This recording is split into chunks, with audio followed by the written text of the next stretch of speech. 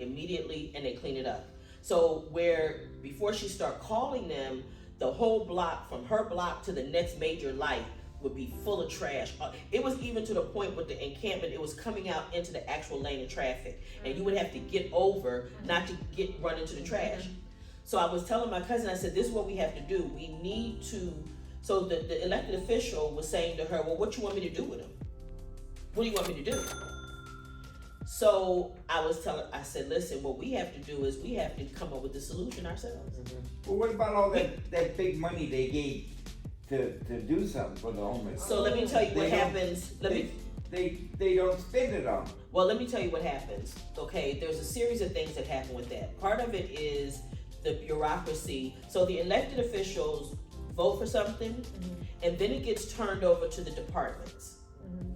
In those departments are people who have been there 20, 35 years, whatever. They have their own agendas.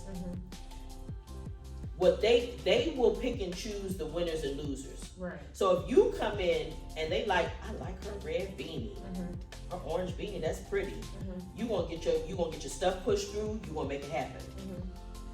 I don't really like her black mask. In fact, I don't like her hair.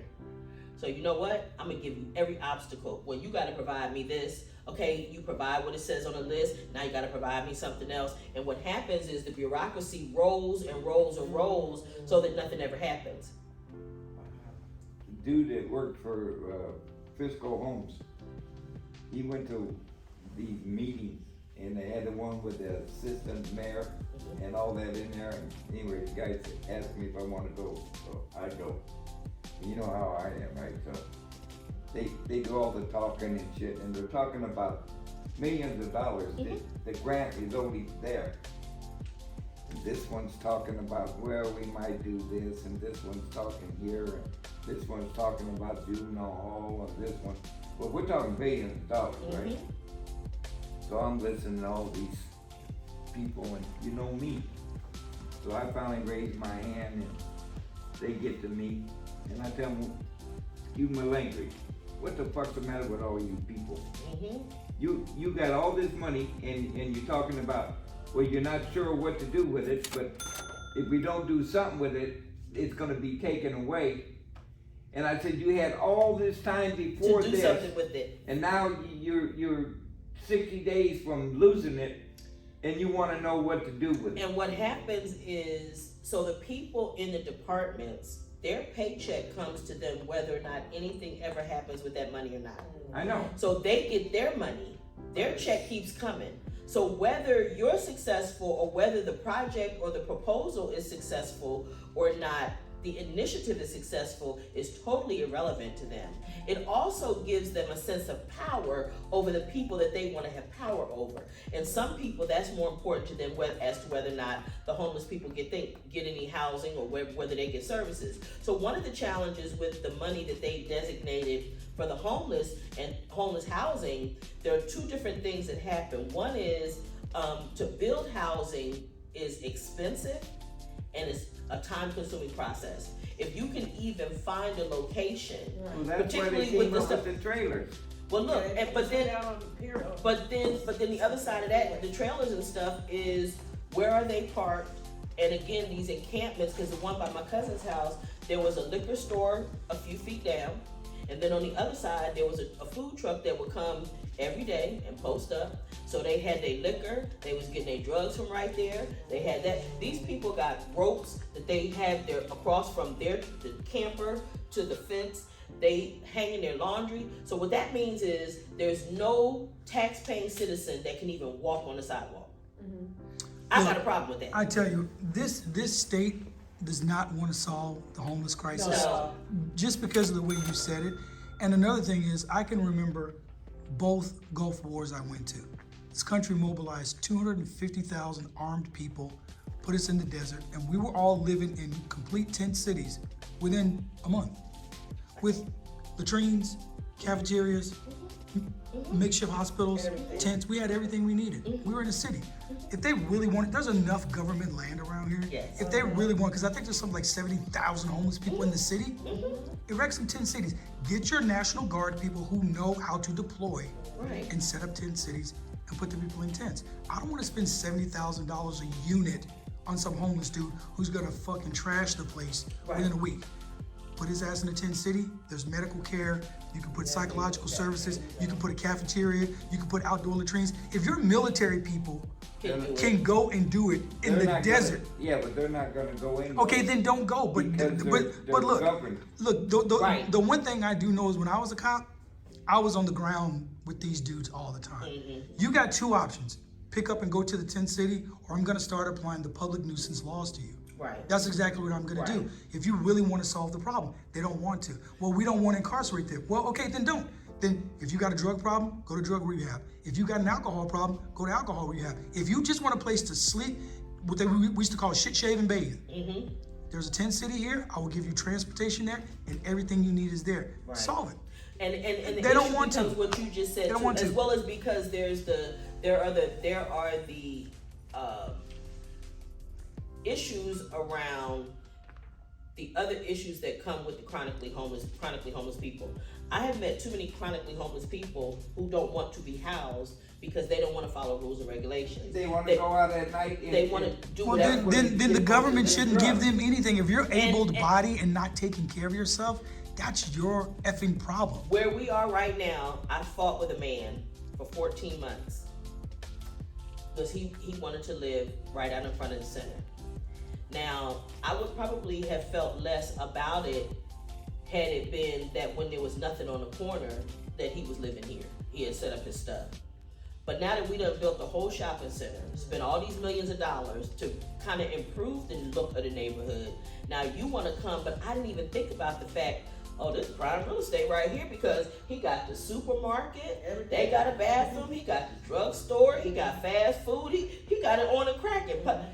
And they make a little change. And whenever he get ready. And the thing of it is that I had to, when I told him, I said, and when he told me one time, because my co-workers came to him and said, we will take you down the street where they get people housing. We will take you over there. And that's the day he told me, I don't trust people, and I don't want to be in none of them programs, and I don't want none of that. So the next time I saw him, I said, you know what? I understand your position, and you have a right to make that choice for yourself. What you don't have a right to do is impose your choice on me. So you're gonna have to leave. He said, well, can you watch my stuff while I go in here to the drugstore and get my supplies? And I sat right there and waited and watched his stuff because I needed him to leave. Now, by the time he got from this side of the center on Central Avenue to this side, he was heading west on Slauson, and he thought he was gonna stop and just reset up over there. Well, I come through the thing, I come up, keep it pushing, player, keep it pushing. You war whore, you was one of them that killed Jesus, and I became a war whore, and then when that didn't upset me, then I became a fat black bitch, and I was a whole bunch of other stuff. So his thing was, he was not going into housing. The pastor that came last week, that's his business. He gives people housing. I sent him to him 3 times. I sent the PACE program to that man 4 times. This was ongoing for 14 months. So that's crazy. He doesn't want to live in a house. Now there's that element. You should have paid me. You should have paid me. Oh my goodness. Okay, so that is what it is. This is the thing. I can't pay you and I can't pay you because we don't do that no more. Yeah. If we doing street justice, I don't need you or you. I got me, okay, and I know how to do that. But that we can't do that no more, right? So the thing is that between that, as well as you gotta remember that Ronald Reagan was the one who shut down all of those mental institutions. When I was a kid, a lot of those Where'd people, they go? Where were they told to send them guys? I don't know where they were told to send They them. were told to put them in prison. Okay. Oh, wow. And no, it's cheaper for them to be taken care of in prison, and it is to keep them in a mental institution. A lot cheaper. And so when you take all of those people out, you put them in the street. But now their issues are not being addressed, and what happens is people start to self-medicate. So now you have what's called dual diagnosis. So the chronically homeless on top of substance abuse. And with all of that, a lot of that money that came out, the only thing as an organization you could do was house them. If you knew they had issues and they wanted you to pick the people that had dual diagnosis, but they would refuse to allow you the option to compel them to do anything. Yeah, well, I So know. you could, if you had substance abuse, I couldn't compel you that you gotta stay clean or that you gotta do sober, you gotta go to. You used to meetings. be able to do that until they did Prop 36. Well, and now you can't even, and, but with this you money. could do that before. Yeah, But with the money, they specifically created what's called housing first model. And there are various terms for it, but when you start researching it, one leads back to the other. And the bottom line with that is, did igloos, wherever it was called years ago. We never seen one igloo nowhere. yeah, Because I remember we used to use Prop 36 on dudes all the time. We pull up on them and we're like, hey, you got 2 choices. Alcohol rehab, drug, 3 choices. Alcohol rehab, drug rehab, or come with me. 1 second. That was it. Alcohol rehab, drug rehab, or come with me. And usually they're like, okay, I got an alcohol problem. And we take them right down to, I forget that place in downtown, the Midnight Mission. We take them right there and we're like, hey, look, you got a spot for this dude tonight? If he stayed, we cleared him out of the system, we went on our way. If they didn't have no room for him, straight to the county jail. That's where we took him. And so that's what, Streets like, was what always Mike was clean. saying is that the thing was to send them into I'm prison. saying they sent them to prison because it was cheaper. At Donovan, in one building where they kept most of them, they burn you over when they open the yard up at night to get to the pill line.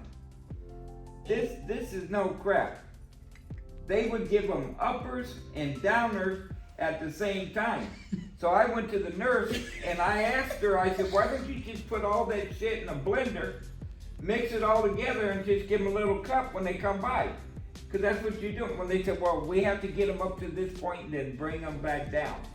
And I'm thinking, you're out of your friggin' mind. You know, you don't give somebody uppers and downers at the same time.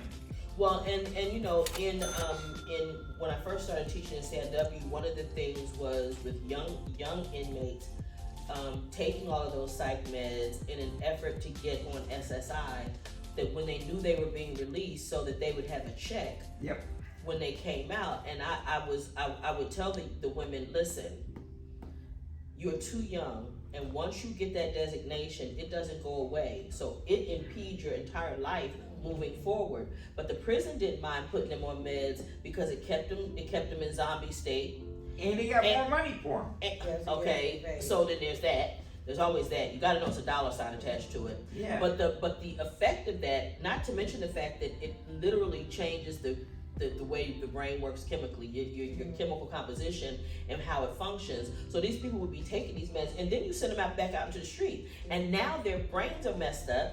They can't function, and that's what's wrong with a lot of the people that's homeless, right? And So- that check they get, they're just buying drugs with it. But you and know, look, like a lot of the homeless people we have in LA County, they're now mixed in with these, like I call them like vacation homeless. People coming from other states that come here now, and they're mixing in with the homeless population, people who really can't take care of themselves. That's such a small group of people.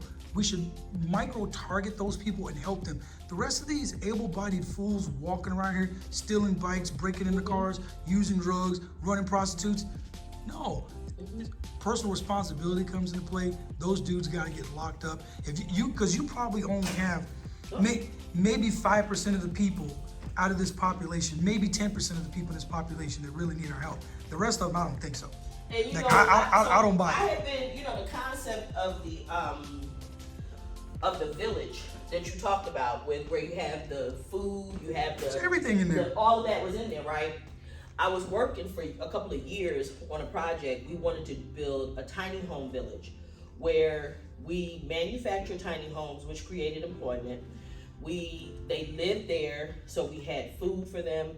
There were people there who got paid to do the food, people who got paid to do the cleaning and things around there and keep it up. And the thing is that we wanted it to be self-contained and that it would generate income to keep it going. But we couldn't get the government to really provide the land. Like he said, Measure H and HH is billions and billions of dollars. These people already live in tents, right? So create a tent city for them. Like I swear, Noreen, we would get off of these planes, there'd be 20,000 of us. They'd give you a map and they'd say, jump on these trucks your housing is over there. You showed up, there's laundry, it's a city, Right. tents. Like, it's, They know how to do it, but what it is they don't want the liability. That's what I keep trying to get to. They don't, is that with the policy wise, they don't want the liability of what happens if somebody in there does something. So in other words, but what they were doing was trying to shift that you liability. police it like, to, you're already to policing them on the nonprofits. street. But And there's they- already liability. That's why they Cop- won't But they're go only, to but, it. but Cop listen, gets in a fight with one of them and beats him up, liability, lawsuit. Like, put them in these 10 cities, you police it. It's just like any other, and it's a city, it's an environment. you and I It's- can it's- totally agree to that, right? But again, public policy says, because they sued me for this, then we can't ever do that again. And Why- then there's also the gap between what the law actually says and how it's actually enforced. Because they don't always look the same either. Well, right now, So- the only people suffering is society.